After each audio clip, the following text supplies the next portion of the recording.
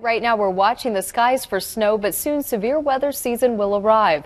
The National Weather Service is asking volunteers to help track the weather once it starts. CBS 2 News at 9's Kim Wynn shows how the program works and what it takes to help track the storms.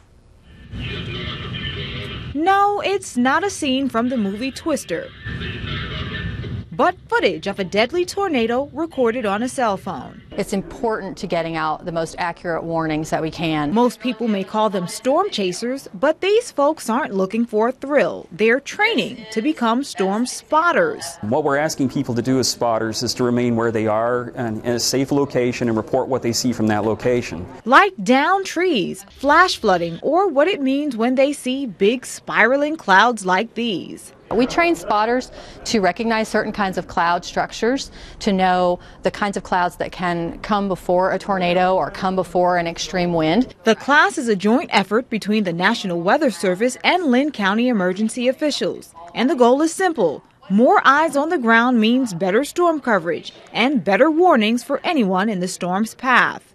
Besides the 2-hour class, all you need to be a spotter is a cell phone, so you can snap pics of severe weather or call it in. You can send it through email, post it on their Facebook page. As long as the information gets to the Weather Service, it's good. On the ground reports, spotters like Joe Spinks have been giving long before today's class. I have a mobile set up in my car, and I have handheld radios as well. Small devices that may save a life. Covering the corridor in Marion, Kim Wynn, CBS 2 News.